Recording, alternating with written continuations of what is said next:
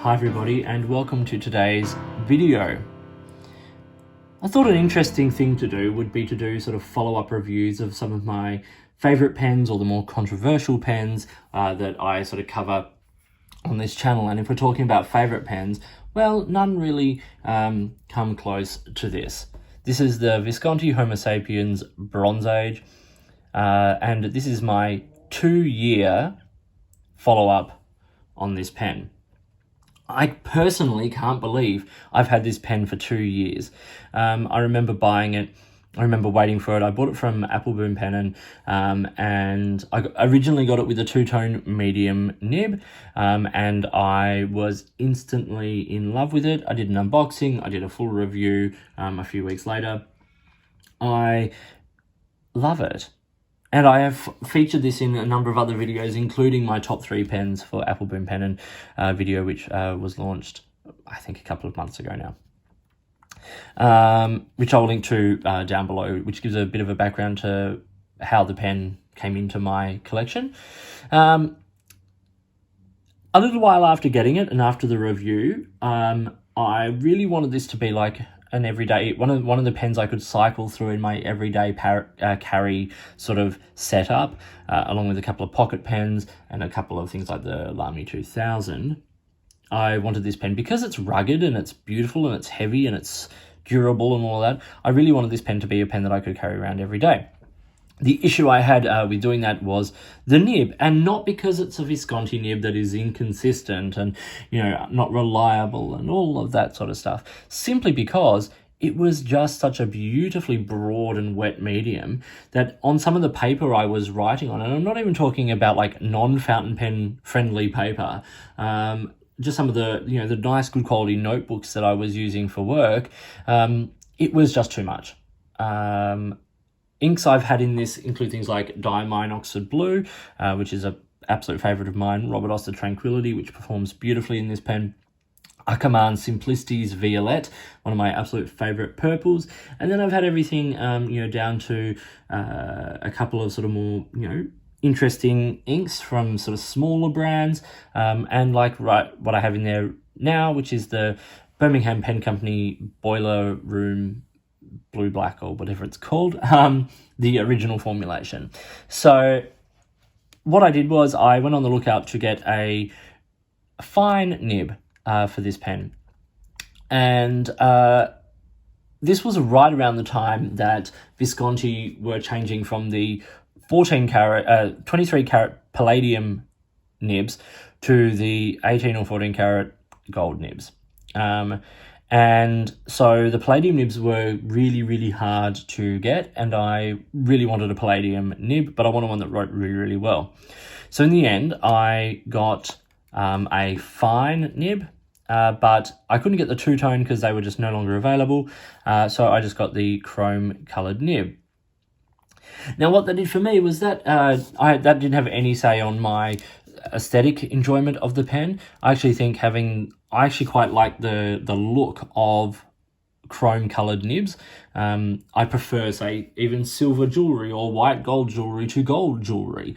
And so having, you know, the chrome coloured nib there really didn't have too much of an effect on me from an aesthetic point of view. I think that even with the bronze, I think it looks really nice. But what that did was it allowed me to be able to write with this on just a few more kinds of sort of paper that were a little more, it was a little more forgiving. So I absolutely stand by the original review I did. I think this is a wonderful pen. I think it's a great pen in the hand. It is an expensive pen, retailing in Australia for anywhere between like $700 and $1,000, depending on where you go and, you know, what you're after. And of course, there are new versions of these lava pens. Yes, lava. It's a mix of lava from Mount Etna mixed with a resin to create a very strong, durable, hygroscopic material, and real bronze trim. And so it is a sturdy, expensive piece of writing apparatus. And so I stand by that original review, and with this fine nib, I think it is an absolute corker. Favorite features for me, well, actually, let's start with some of the least favorite features, things I'm not super, like, amazingly in love with. One is the filling system.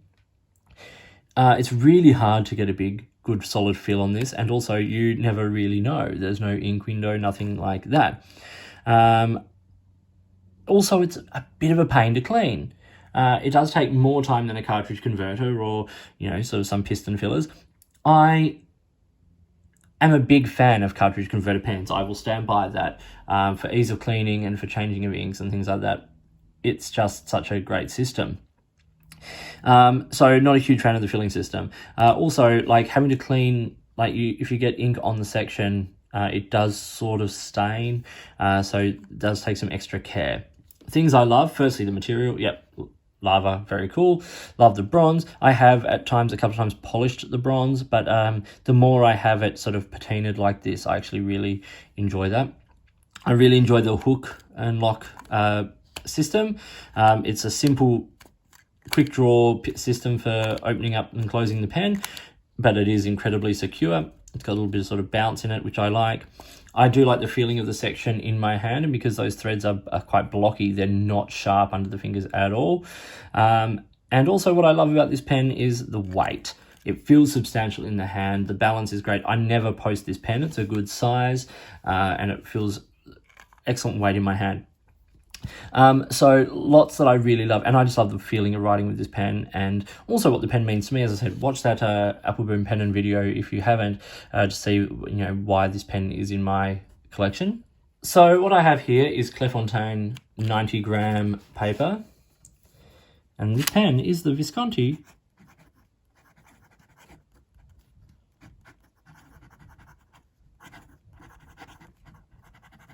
Homo Sapiens Bronze Age.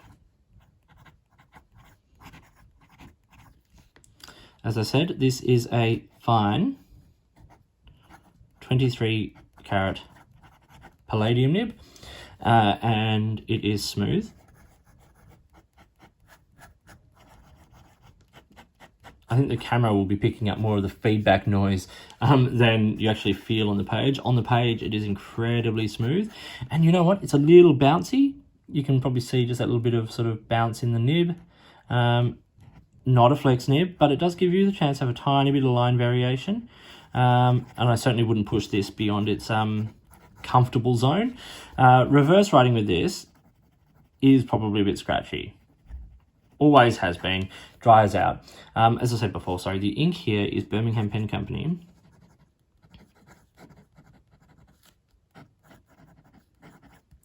It's like their, I can't remember, it's like steam room, boiler room, blue black, I think it is.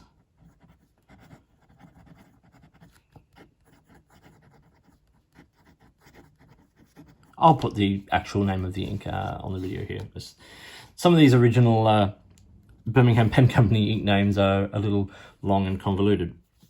But as you can see, lovely pen, lovely wet writer, like pretty wet really, if for a fine nib. Like the Italian fine nibs and the Visconti nibs are known for being on the wetter side. Like, even things like the Aurora nibs can tend to be quite wet. And this is not mucking around in that respect either. It's just a really lovely, generous writing pen. Feels amazing in the hand. It's got a great weight. I've carried this a lot. I often carry it in a leather pen sleeve in my pocket, or it goes in like a Galen leather pen case, or one of the knock carries or something like that. That you sort of just so easy to carry your pens in your bag or something like that. But it's been around the world with me. It's been with me at home, journaling for hours and hours. I can write with this pen for hours without a problem, and it always feels nice in the hand. And so, prized possession, one of my favourite pens, and 2 years on, it's a purchase I'm glad I made, and it's a pen that I have loved. It's been inked so much over the years. If you follow me on Instagram, I am at @the_offstage_me, by the way. You'll see this pen pops up all the time. This pen pops up, on my, on these videos a lot. It's just a really lovely pen. If you are on the border about getting a Visconti Homo Sapiens or any of these higher-end pens, first thing I would say is try one. Go and write with one. Hold it in a store if you can. Go to, when you can, in COVID-friendly times, go to a pen meet. Try one, because if you're spending this much money, you want to make sure the pen is going to be comfortable and be the writer you want it to be. If you need to invest in getting the nib fixed by a nib meister or tuned or, to your specifications, I haven't had to do that with either of these nibs. I've still got the medium nib, and I'm sure at some point it'll go back in this pen. It was a beautiful, consistent writer, as is this one. So if you get a good one, you get a good one. As I said, they have changed to gold nibs now. Reports are that they are good. I'm looking forward to eventually, hopefully, trying one myself. At the moment, this is what I've got, and I love it, and I'm really glad I do. So thank you for watching. I hope you found this video interesting and useful. If you did, give it a thumbs up and subscribe to the channel. Hit the notifications button if you want to stay up to date with the videos that I produce. Please feel free to get in touch using any of the platforms listed below. You can find me on Instagram or Twitter at @the_offstage_me, or you can contact me on any of my videos here, or drop me an email, which is also listed down below. If you've got products you think I should be looking at, or if there's a way you'd like to support the channel by sponsoring a review or providing an item for a review, I would love to hear from you, and it's your support that makes this channel possible. In the meantime, enjoy your pens, enjoy writing, and I'll talk to you later.